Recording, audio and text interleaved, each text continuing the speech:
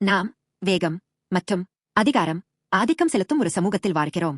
மற்றவர்களை விட வேகமாக இருக்க வேண்டும் என்றும் நம் சொந்த பலத்தால் பிரச்சினைகளை தகர்ப்பதுதான் ஒரே வழி என்றும் நாம் வற்புறுத்தப்படுகிறோம். ஆனால் வாழ்க்கையில் நம் சொந்த பலத்தால் மட்டும் கடக்க முடியாத சுவர்களை சந்திக்கும் நேரங்கள் உண்டு. அந்த நேரத்தில் நமக்கு தேவைப்படுவது நம் அனுபவங்களை விடாப்பிடியாக பிடித்துக் கொண்டிருப்பது அல்ல, நம்மை மறைத்துக் கொண்டு நேரத்திற்காக காத்திருக்கும் நாணம். இஸ்ரவேலர்கள் ஆயி பட்டணத்து போரில் வேதனையான தோல்வியை சந்தித்தனர். இது மிகச்சிறிய விஷயம் என்று நினைத்து தங்கள் சொந்த பலத்தை நம்பிச் சென்ற அவர்கள் இத்தோல்வியடைந்தனர். ஆனால் அப்போது தேவன் அவர்களுக்கு ஒரு தனித்துவமான உத்தியை கொடுத்தார். பதுங்குதல், ஆம்புஷ். பதுங்குதல், எபிரேய ஒரெப் என்பது வெறுமனே ஒளிந்திருப்பது மட்டுமல்ல, அது யுத்த தந்திர நெகிழ்வுத்தன்மையை குறிக்கிறது.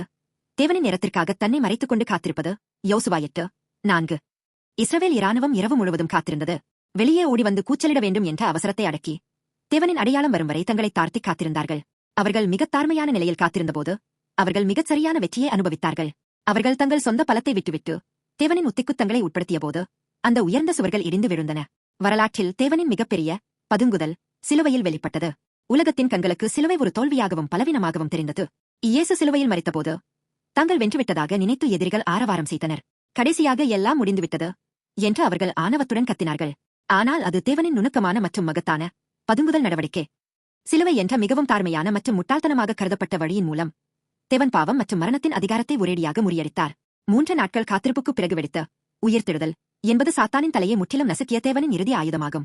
எதிரிகள் வெற்றி பெற்றதாக தவறாக நினைத்துக் கொண்டிருந்தபோது உயிர்த்தெழுதல் என்ற திருப்பத்தின் மூலம் தேவன் முழு மனிதகுலத்தையும் இரட்சிப்பதற்கான ஒரு முழுமையான வெற்றியை பெற்றார். அன்பானவர்களே, உங்கள் சொந்த பலத்தால் முடியாத காரியங்களால் நீங்கள் கவலைப்படுகிறீர்களா? மற்றவர்கள் முன்னேறிச் செல்லும் போது நீங்கள் மட்டும் நின்று கொண்டிருப்பதைப் போல உணர்கிறீர்களா? நினைவில் கொள்ளுங்கள், அந்த காத்திருப்பு நேரம் வீணான நேரம் அல்ல, அது தேவன் கிரியை செய்யும் பதுங்குதல் நேரம். நம் அனுபவங்களையும் தீர்ப்புகளையும் விட்டுவிடுவோம். எனக்கு எல்லாம் தெரியும் என்ற கர்வத்தைச் சிலுவையில் அறைவோம்.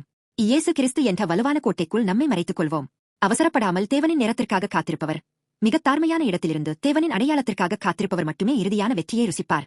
சிலுவை மரணத்திற்குப் பிறகு மகிமையான உயிர்த்தெழுதல் இருந்தது போல உங்கள் பொறுமைக்கும் கீழ்ப்படுதலுக்கும் பின்னால் தேவனின் முழுமையான வெற்றி காத்திருக்கிறது. இன்று உங்கள் சொந்த பலத்தை விட்டுவிட்டு கர்த்தரின் நேரத்திற்காக உங்களை ஒப்படைக்கும் காத்திருப்பு நாணம் உங்கள் வாழ்க்கையில் பெருகும்படி உங்களை ஆசீர்வதிக்கிறேன்.